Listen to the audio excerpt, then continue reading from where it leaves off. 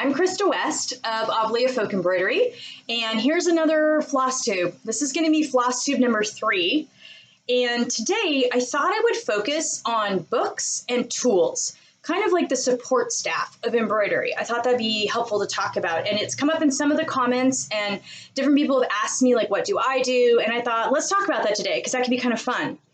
So before I begin, just giving you all my stuff, you can find my patterns and kits at www.avlea, that's AVLEA.life. That's my own website where we sell Avlea kits.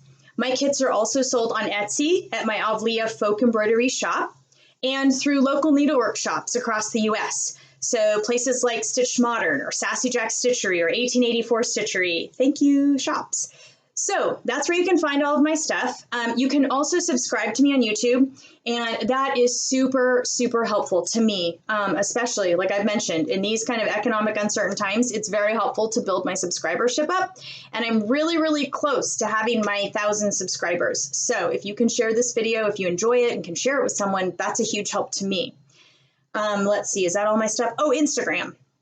And on Instagram, I'm at Krista M. West, and I'm in the middle of my 90-day daily post challenge. I felt like at my age, a person of my age is not as savvy with social media, and I needed to kind of give myself a kick in the pants to get more comfortable with it. So that's my 90-day challenge, and that's been really fun.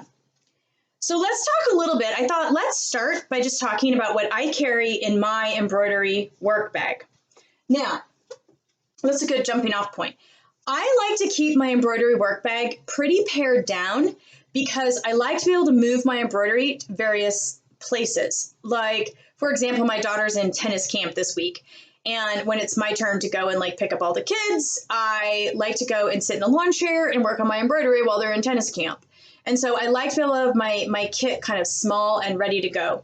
I used to do a lot of traveling for work pre-COVID, and so it was great because it was small and it fit in my carry-on bag.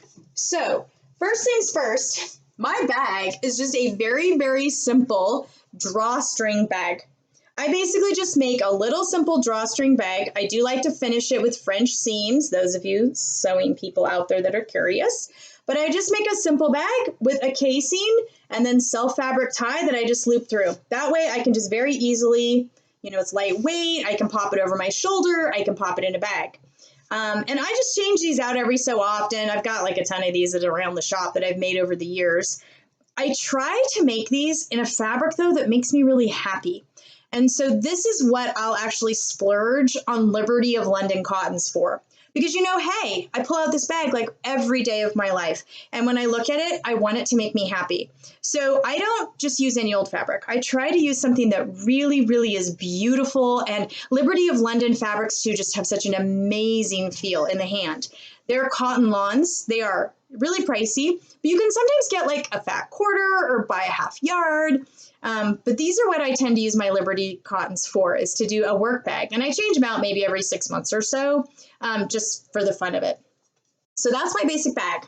Now, in my bag, I have Ginger Snips. These are just my favorite. I'm sure a lot of you have these, but just the little tiny Ginger Snips, they're like, I don't know, $12 or $13 on Amazon. I love these because I did so much traveling on a plane. That's why I liked these, because they will go through airport security. And I just like the fact that they're really small. They do have a really convenient little eyelet here, so you can even like make something to wear them around your neck if you want. At different points in time, like when I was flying a lot, I actually would make a little braided string, and I'd actually permanently attach them to my work bag just to make sure I didn't lose them on an airplane. Wow, one time I lost a needle on an airplane. Oh my, that will make you very nervous. So, the Ginger Snips. The next thing I have is actually my little tiny credit card size phone holder for my phone for when I want to binge watch Netflix when I'm embroidering.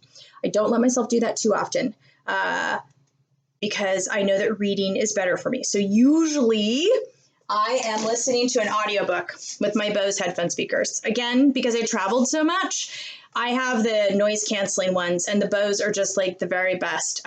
They will really get you through a 6 to 8 hour flight. So I have these, but you know, any headphones, because I'm a huge audiobook fan. I love listening to my audiobooks when I stitch. The next thing in my kit is, this is like almost used up, but this is beeswax lotion bar. So I make this stuff myself. I just found a recipe online, and it's beeswax and cocoa butter and coconut oil. And you make it in these little silicone molds, and it's like an actual, it's not lotion, it's like a brick of wax. I like this stuff because I can put it on my hands, which keeps my hands soft, and so the threads don't catch on any like dry skin, but it doesn't mar the fabric. It's really good for that. So I make this up maybe twice a year. Just it takes me like 15 minutes in the kitchen. It's not really a big deal, but it's Lotion Bar. That's for me, I love this. And if I do have a particularly difficult thread, or I've got a thread that's really twisting, I'll sometimes just get a little bit on my fingers and just kind of give a little bit on that thread to kind of keep it from wanting to knot up. Because many stitchers use beeswax on their threads, and this is all kind of the same stuff. Next up in my kit is my trusty Hardwick Manor hoop. I have now stitched over 150,000 stitches in this one hoop. I actually had to buy the replacement pin. Like, I actually wore out a replacement pin. Kind of felt like a badge of honor. So that's one thing I really like about these is the brass hardware and pins on these are awesome. This is the hoop that I sell on my website under the Fabrics and Notions. It is not the hoop that I put in with the little hand embroidery kits because it's just so, they're more expensive and we can't afford to put them in the kits and keep the kits still at a lower price point. But if you're going to be doing a lot of embroidery or cross stitch or something, I think these sell for like maybe $12 on the website. This is one of the best investments you can make. And they just feel so nice in the hand. This one's like all broken in, and yeah, so Hardwick Manor hoop. Now, the next thing that I have in my kit is my way of keeping floss. I've never seen anybody do this. I've seen versions of this. Like, people have different little sort of floss thingies that are like binder clips or things like this. But I had an old wooden bracelet, and it's just an old handmade wooden bracelet. My husband had given it to me as a gift, probably in the 90s, you can guess. So I've had it a long time, and I wasn't wearing it anymore. And I thought that is perfect for floss. So I just basically put my floss, in a little hoop, a little loop, and then I just pull it through. I like this because I can very easily and quickly just sort my floss as I'm going. I also like it because when I'm working on a design, it helps me sort of see if the floss is talking to each other. Like, are all the colors happy together? Or is one of them sort of the angry cousin and we need to take him out of the design? So I really like this method. And again, the other thing that works for me is there was no metal in this. So again, it went through airport security really easily. And I just like it. It's like, it also is like a nice thing. It feels really nice in the hand. Then, next in my kit, we're almost through, is my glasses. And I wanted to talk for a minute about what glasses you wear when you embroider.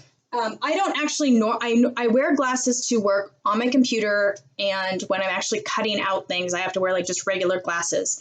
I don't have to wear them all the time, but I wear them. But when I'm in stitching, I actually took my embroidery into my optometrist, and I sat there and made him watch me embroider for a couple of minutes so that he could see where I positioned the embroidery, where the focal distance was and everything. And I got a fabulous pair of triple magnifiers. I just get inexpensive frames for them. These are Warby Parker frames. I think I paid $95 for these. But considering I wear them for hours every day, they were a really, really good investment. And they're super high powered. So I'm not having to strain my eyes or work. I can embroider for 3, 4, 5 hours with these, no problem. I know a lot of you use readers, and that's great too. But you can also, I just like to tell people, show your optometrist what you're working on. A lot of time, my optometrist didn't have any idea what I meant when I said embroidery and what I was doing. And I had to show him, and that made all the difference. As soon as I did that, that pair of glasses in everyone's sense has been fantastic. So your eyewear is important. You got to take care of your eyes. Then the last thing I have this little guy in process. This is one of our new designs I'm working on. Oh, isn't it pretty?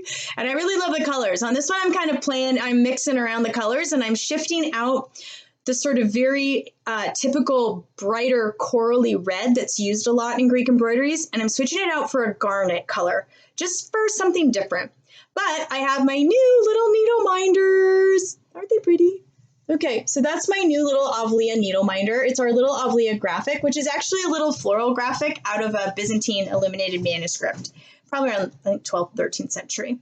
So I have my needle minder. And then, of course, I always serge all of my fabrics. If you buy a kit from me, all the fabric always comes pre-serged. But this totally saves you so much annoyance of your fabric just sort of falling apart in your lap. So some sort of serging, overlocking, zigzag stitch on a sewing machine is super helpful. So that's my embroidery kit. And basically all of that kind of folds up and fits in my little tiny bag. Now, a number of you have actually emailed or commented about the fact that I am someone who embroiders and also has a professional sewing background. So I wanted to talk about a few tools that we use in the professional sewing world, which might be a bit of a surprise to you. In the professional sewing world, we are far, far more low tech than you would think. When I had to go buy a new vacuum cleaner this last year, and I went into the sew and vac shop, and I could not believe how complex those machines were. I mean, they would practically make your breakfast and eat it for you too. I mean, it was so crazy. And as a professional seamstress, it was just so funny to me because as a professional seamstress, I work on a Juki DDL 220. It's basically a very basic model industrial sewing machine. It goes back and forth, and that's all it does. And we do everything we need to do on that. I also have a home machine that I've had for 30 years, and that I use that when I need to do any sort of decorative stitching or buttonholes. So I don't use that often. But in terms of tools, what's in the tool jar next to my machine, there are some really critical things. The first is a chopstick. Now, this sounds really crazy, but any of you have ever tried to turn something inside out after you've sewn it? You can use bamboo turners. I do use bamboo turners as well, but I love the fact that a chopstick is so long and skinny and it gets into all those corners, and it's also got that kind of soft tip at the end. So it's very easy to really carefully turn out a corner. So this is important when you're making a cushion cover, a pillow cover. We're going to be doing an upcoming video on how to turn embroideries into cushion covers, and we will definitely be using the chopstick then because it's critical. Now, the other thing is a seam ripper. And I just think it's really important at this point in time to mention that I'm a professional seamstress with about 30 years experience, and this baby still lives in my tool jar, okay? Which means I'm using it, which means I am ripping out stitches. So even someone of my experience and level, I have to rip out stitches. I make mistakes. And I really, really like the Clover brand. The Clover brand seam rippers, wow. That was a game changer for me when I found these. They're super sharp, so you have to be careful, but they're awesome. So the Clover seam ripper, big thing, that's in my tool jar. Another thing that's in my tool jar are tweezers. We use tweezers oh my. When one of us is working here in the shop, if my daughter and I are each working our sewing stations and somebody takes the most favored pair of tweezers, look out. You got to know where the tweezers are because we all have our favorite pair. But we use these when you have to rip something out with this. You want to use those tweezers to get in there and pull out the threads, and it is much, much faster than doing it with your fingers. This is also excellent for drawn thread work. Tweezers are fantastic for drawn thread work. If you're finding it kind of difficult to get in there with your fingers and pull that out, use a pair of tweezers. We use the really sharp pointy tip ones, but I also have the flat eyebrow tweezers. Those are awesome too, because sometimes you want different ones. So we have about maybe 3 or 4 pairs that float around the workshop. Now, the other thing that we use all the time is our grid ruler. This is my super worn out 18-inch grid ruler. This I find to be the most flexible size. I like it in blue, which is a little harder to find because if you'll notice, the predominant color in a lot of my fabrics are golds and reds, so the blue shows up better. If I put red on one of these, sometimes I can't even really see what I'm marking. So the basic grid ruler, wow, I use this probably every day I work. I use it for marking out fabrics when I am cutting fabrics for kits. I use it actually for making vestments. I use this all the time. Speaking of marking, now, my very favorite marking pencils that I use are actually not professional sewing marking pencils. They're simply Prismacolor pencils. And just the plain Prismacolors, not the Verithin, not anything fancy, just the plain Jane Prismacolor pencils. I buy them by the dozens, and I do 3 colors. I use cream for working on light or working on dark fabrics. I use the true blue for working on gold and red fabrics. And then I use the crimson red for working on like blues and greens when I need to see that line. I really like Prismacolor pencils because they're a soft wax, and so they are permanent. They're not going to come out. Wherever you put them, they're staying.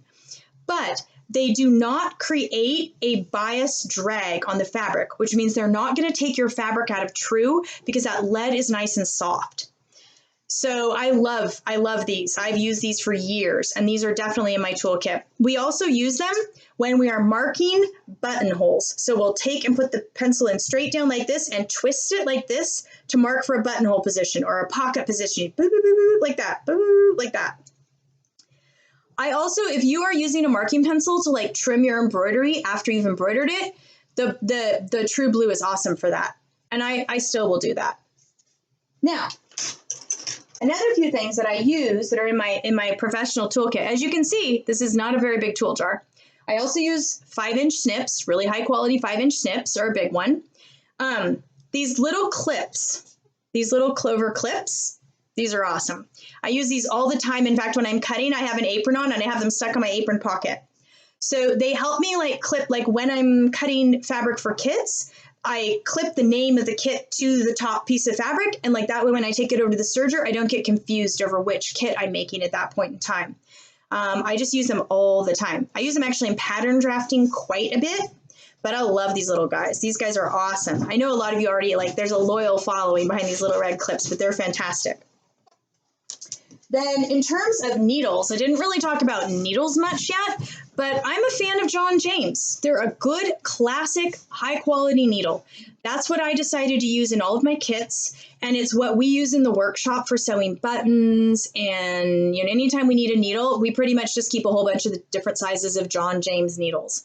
I know there's lots of other different needles out there and lots of different fancy stuff, but because we have to buy in like quantity when you're outfitting a workshop, you need something that is sort of a meeting point of high quality and cost effective. And John James are definitely that. So that's a great needle. The other thing that we use all the time in the workshop are Post-it note flags. These are huge in pattern drafting. We use them to be able to make sure we know exactly where I need like a line to go, or if I need to mark a seam line or something. These are also super duper helpful when you're working a cross stitch pattern that you're trying to go like row by row and you need to figure out where you are. These guys are awesome because they come to a point. So they'll show exactly where you are in the pattern, and they're really sticky, so they can be reused a whole bunch of times. So if I'm working a design like say Grecian urn or Pelopoli where I need to go like kind of know exactly where I'm at, I usually will throw a little pack of these in my bag, my work bag, and then I'll put them like at the pattern as I'm moving, and I just move. Okay, I finished that row or I finished that flower, and I move it down to the next, motif that I'm working. So these are very helpful. Now, oh, and then the last thing that I have in my toolkit is just high quality sewing thread. Lots of different brands out there, but you want just a really good quality cotton sewing thread. This is what I use to work all my drawn threads. And this is the Ariel. I'll hold this up to the screen. There we go. That's what this one is. That's that one. And I bought this like a couple years ago, and I'm still like totally going strong on it. But I don't use like silk or anything like that for doing drawn thread because I'm worried about it kind of not holding up, kind of standing the test of time. But cotton is really good for that. Now, let's talk a little bit about books. Now that we've talked about tools, and that's what's in my work bag, I want to talk about my favorite embroidery books. And it's a pretty small collection. I mentioned this one actually, I think I mentioned this one on Fiber Talk. last week with Gary and Beth. But my all-time favorite embroidery book is called The Stitches of Creative Embroidery by Jacqueline Enthoven. It's a treasure trove. The sketches are beautiful. I mean, if you just look at these sketches, they're fantastic. I entirely taught myself how to embroider out of this book. This was the book where I just was able to pick it up from the beginning. She's got a great thing called, she explains like using a doodle cloth. She also has kind of a project sampler that you can do. She encourages people to like do samplers like this to where you can like learn all sorts of new stitches. That can be really fun. Plus kind of a cool thing when you get done. You could like actually have it as like a wall hanging in your house. But I really, really love this book. She explains things very well, and the sketches are really easy to follow. This is an awesome book, and it's really affordable. I want to say it's like, I think it's under $20 on Amazon. That's a great book. Every once in a while, I still dip into the classic Mary Thomas's embroidery book, okay? If I'm looking for something a little bit obscure, or I just want to see like another sketch, or how did she do it, I'll dip into this. This is a good classic, and again, extremely affordable, because it's a Dover publication. So my copy, when I bought it, was $5.95.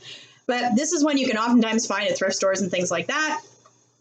And, oh, I forgot to tell you too, I was going to bring over my little vintage book, but sometimes if you're at a thrift store or a flea market or that sort of a thing, and you find older needlework books, those can be a treasure trove too. They can sometimes have techniques and things in them and pictures of things that haven't necessarily been are in modern books.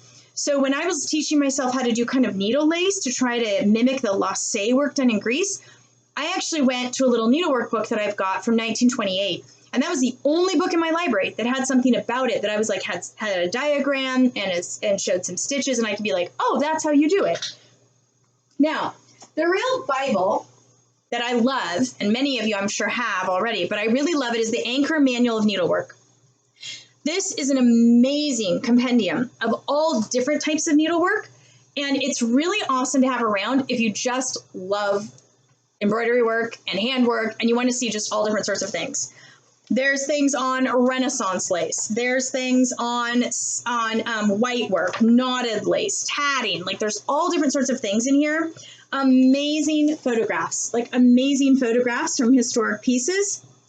This is awesome as a reference book. Plus, it's actually kind of fun to read. Like just to pick a section and go, hey, I don't know anything about Renaissance lace. I'm going to go read on that. So the Anchor Manual of Needlework, excellent, excellent. Now, one more that is not technically an embroidery book, but is definitely one that I've used through the years to teach myself about the care of textiles is a book called Home Comforts, The Art and Science of Keeping House by Cheryl Mendelson. Okay? This book kind of had its moment like maybe 15 years ago, a long time ago. It is fantastic. I actually have looked up her sections on textiles and how to care for them, and they are spot on. They're fantastic. Caring for your textiles, especially if you are going to be using them in your house, like table runners and tablecloths and on bookshelves and things like that, they're going to need to be cared for. And she does an awesome job of explaining all of that, as well as like the most exhaustive compendium of how to clean a house that you've ever seen. I literally taught myself how to clean my house. I got married really young and I didn't know anything. And this book was like literally a crash course in how to care for your environment. It's a great book. And as long as we were talking about fun books, I thought I'd bring one last one that's really fun to show you. And we'll end with this. Okay, this is a book called, and it isn't an embroidery book and it isn't a care book, but it is a book that I use all the time for creative inspiration, to look through and see colors and designs and motifs. And it's called, let's see here. Okay, well, that's in Greek, so that isn't going to help you much. But the English translation is Byzantine Decorative Art. Now, you can find lots and lots of books on, say, Greek and Russian icons and things like that, and religious art. This book, instead, is a compendium of decorative art. So we're talking borders. Let me find some good pictures here. It's literally got hundreds of borders that were done in churches and places. So there's all of that. It's got a huge amount of other decorative material in it like this.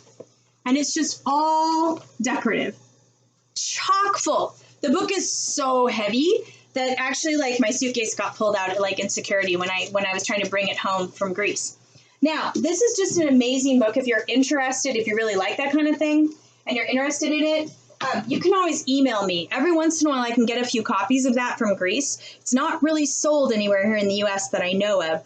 And I think when I get them from Greece, they end up selling for about $125. It's not an inexpensive book, but a real amazing, amazing collection of just all of this, just beautiful designs. I routinely go through there to look for like embroidery designs or a motif or a colorway or things like that.